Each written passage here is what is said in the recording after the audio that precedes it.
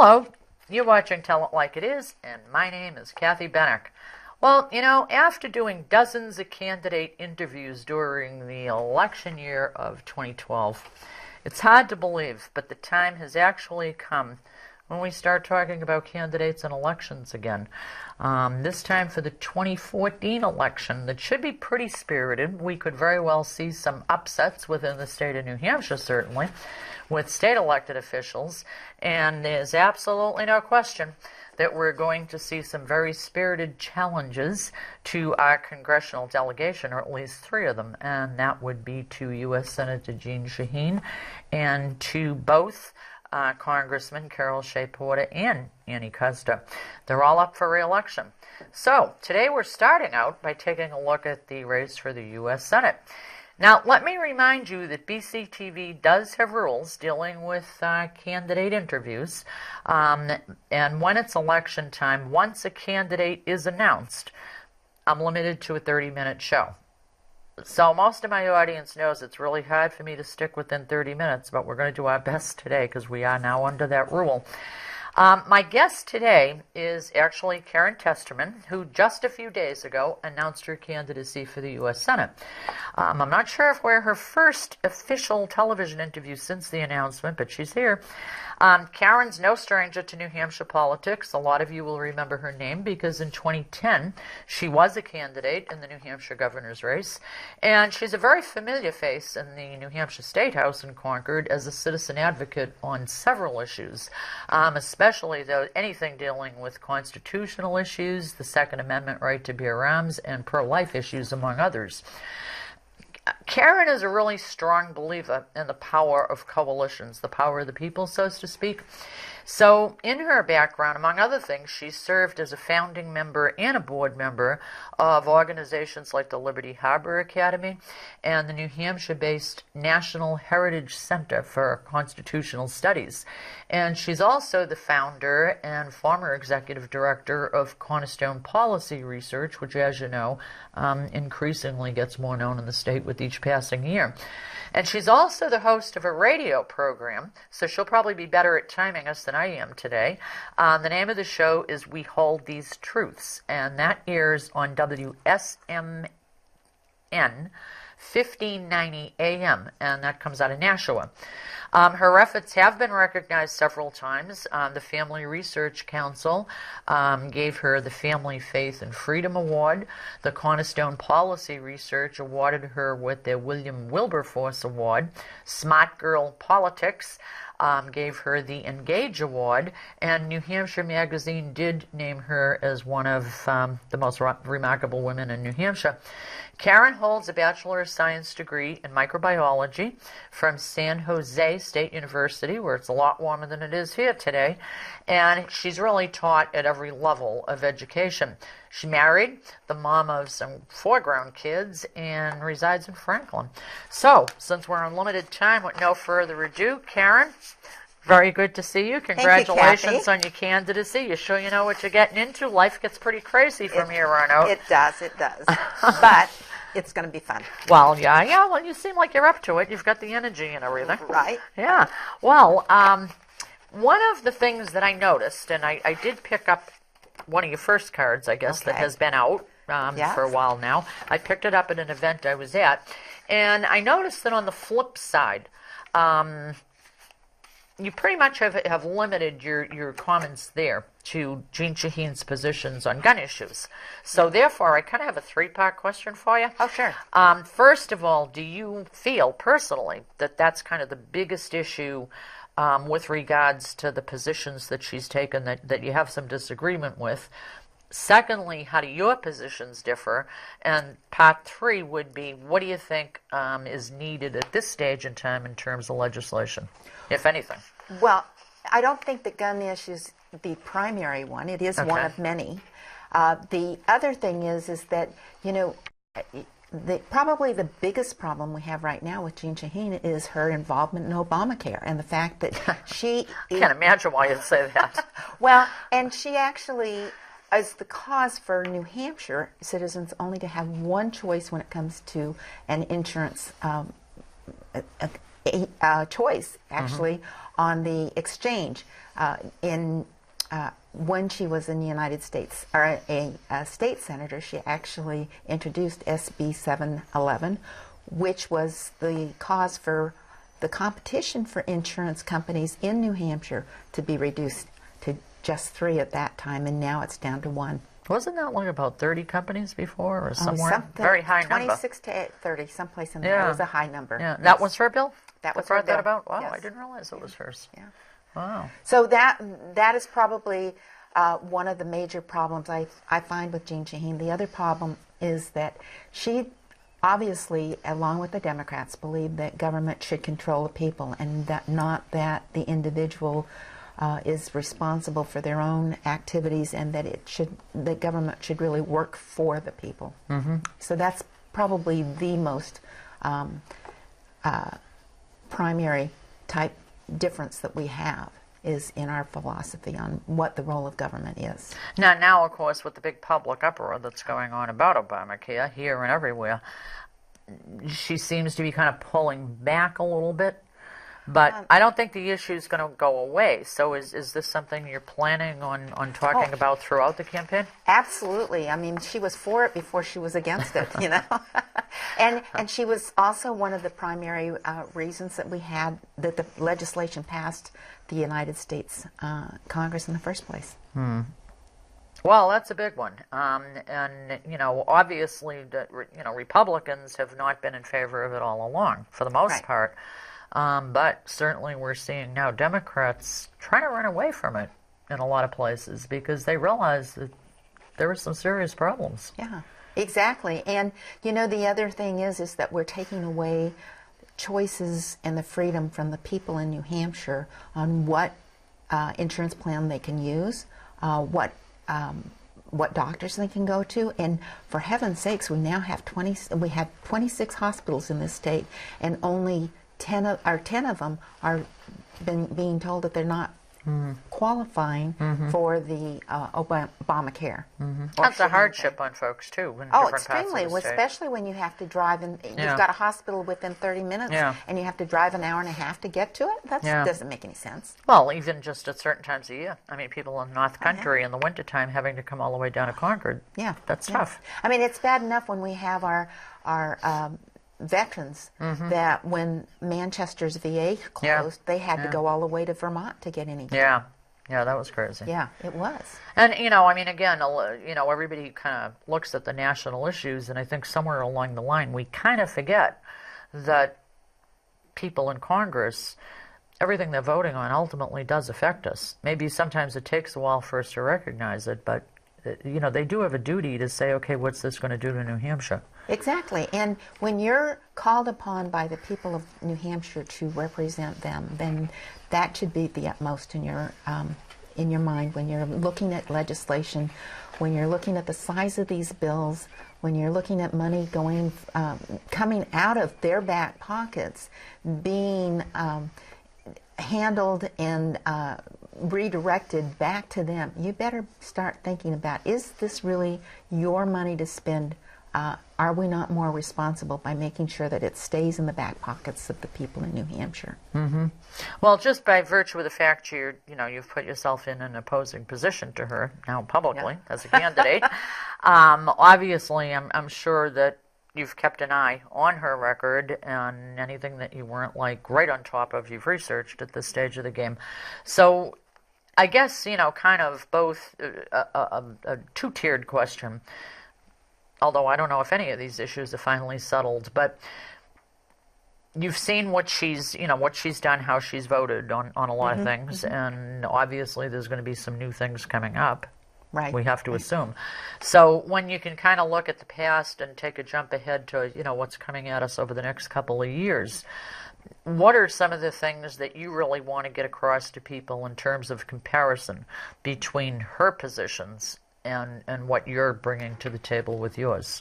Oh, well, it's very clear that she and I are on the opposite ends of the spectrum when it comes to almost every issue there is. Okay.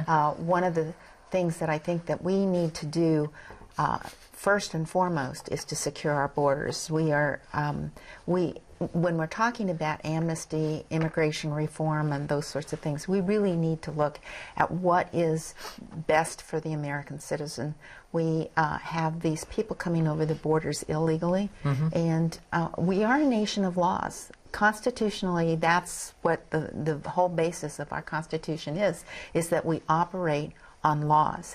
And when Obama and Shaheen and all of those are not following the laws, then the whole foundation of our government starts to fall apart. So one of the things that I keep pointing out is that since she was elected as a senator to this state, we have not had a budget passed by the United States Congress. This is true. And it's been held up primarily in the body in which she sits, in the U.S. Senate. So if she was really serving the people of New Hampshire, she would be calling upon the people to start raising Cain and also start talking about it and calling upon her leader in the Senate, Senator Reid, to take some action to rectify that. And she's been silent. Yeah, I guess largely, yeah, because I honestly, and I'm not trying to be partisan here, but I honestly can't remember reading anything, at least recently, on that from her. Right. And obviously it's a big issue, particularly with the budget that's... Well, 70% of the American public crazy. Understands that we have a spending problem. Yeah, well, yeah. And you know, and passing laws and passing legislation that reinforces a failed program that costs the American people money is not the way to reduce that spending. And she certainly did that with the Violence Against Women Act. We know that that did not show any improvement, even though it was something that's been around for quite a while. It was just using up money, and so she reinitiated that act to go forward. What do you think should have been done more on that? Well, I think they should not have passed it. Okay. They shouldn't have even entertained it because it was a failed program. If it's not producing results, then why are we spending money on it? Why are we taking your tax dollar and my tax dollar to go do it? Good point.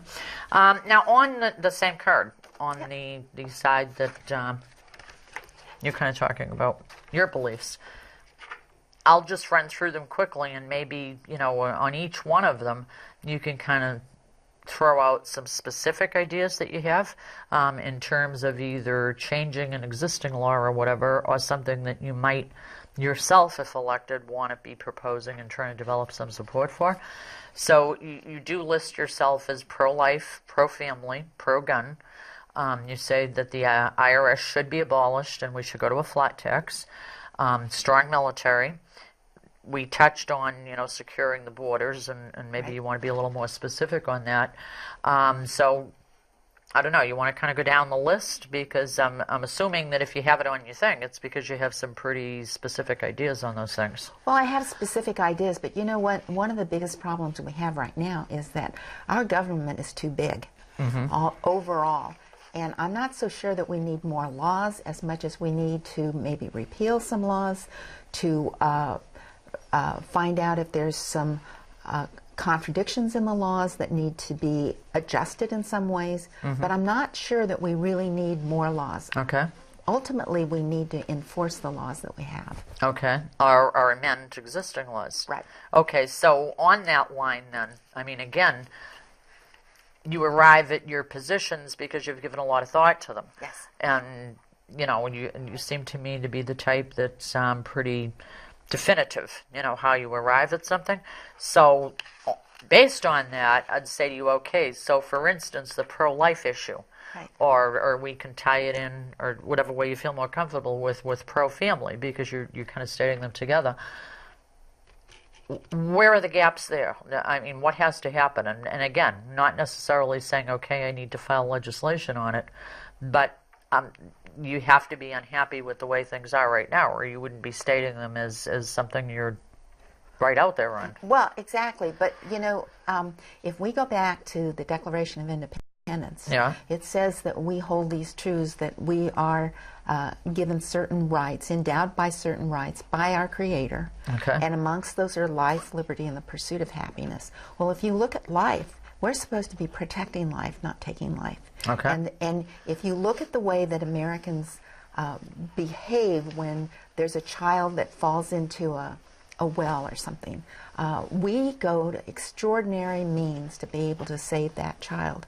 Well, we have right now with Obamacare and with some of the other actions that we have going on, some of the other laws that we have going on, we do not protect life at the beginning, and we're also jeopardizing life at the end.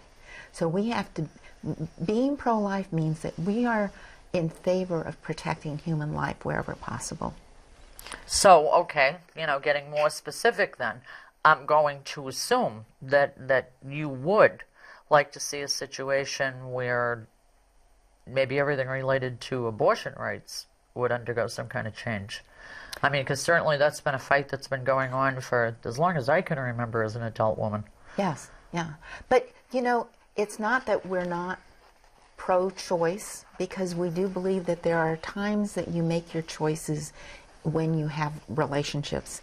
And when those relationships come up in front of you, you make a choice on what you're going to do. This doesn't just apply to life. This applies to all of life.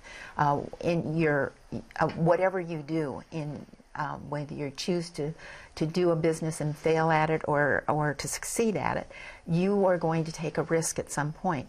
When you make that choice, there are certain consequences that go with that choice. And all I'm saying is that we need to protect encourage people to protect life wherever possible. And when you're making those choices, you've got to think about the consequences that are coming up on the other end. Well, I don't think the issue is going to go away for a while, because, obviously in the news this year, we were all shocked to hear stories about what went on in Philadelphia. Oh, yeah. At that abortion clinic. We were all shocked to see stories of Planned Parenthood and some of the advice that they were giving to people and so on. Do you think that we, with the beliefs you have, do you think that we can continue to let this be so wide open, or do you think that it's time now to maybe start hunkering down and tightening things up? Absolutely. And one of the things that we need to stop doing is using taxpayer dollars to fund abortion clinics. I don't care whether it's Planned Parenthood or whether it's Kermit Gosnell, whoever it is. We do not need to be spending your tax dollar or my tax dollar on that. That's not our money to spend. Okay. That is up to the individual to choose what charities they want to support, what points of views they want to support. It's not government's role. Now, kind of again on the same vein, we all know that some people have some serious issues with Obamacare, that it does mandate certain things. There's a lawsuit going on right now from a couple of employers. I don't know the size of the company they own, but they're very disturbed that under Obamacare, their insurance program, their health insurance program, will have to offer coverage for abortions, for various things related to birth control and such. And they're challenging this under their religious objections. And certainly that is an issue. Not just with them, but with lots of folks for lots of reasons. Where do you stand on that? Do you think that belongs in a government-mandated health insurance program? Absolutely not. It is not government's role to tell businesses how to operate. It's not up to government to tell the insurance companies who they're supposed to insure. It's not up to government to tell the mortgage companies who they're supposed to offer mortgages to. It's not up to government to come into your business and say you must do such and such in order to stay in business. Okay. It's not the role of government. So if some legislation came up that was specific, you would support it, essentially? To withdraw, I would be in there repealing many of these rules, because I think that it's not government's role. Government is supposed to be there to help the people actually do three things, and that is to have infrastructure so they can communicate and operate from state to state, to protect our commerce and to protect our borders. And that outside of that, running that small initiative, government shouldn't be in there. And we are doing so many things under the guise of government that we're telling the people how to live their lives. It's supposed to be the other way around. It says in our Constitution that you have certain rules and rights to do as agents of the government, as the representatives of government. It's not up to the government to be telling you, the states, how to run your business. It's supposed to be the other way around. Okay. Any one of these subjects we could talk for an Oh, hour yes. on, but unfortunately, because of time factors, we have to kind of zoom through them, which I hate. On the pro-gun thing, to just go back to it for a second, do you have something specific you feel should be addressed by the next U.S. Senate once the elections are over, or that's pressing right now that should be taken care of even prior to that? Well, I think the current U.S. Senate did vote on certain gun bills. Oh, I know, and it obviously caused some sort of a clamor here in New Hampshire. Oh, absolutely. I mean, there was pushback, yeah. Because the Constitution says that the Congress shall not infringe on our rights, and it's our right to keep and bear arms, to assemble in free speech, and to have freedom of religion. There are so many things in our Bill of Rights that are being violated by our current government. And amongst those were the infringement on our rights. And Shaheen has voted always to infringe on those rights.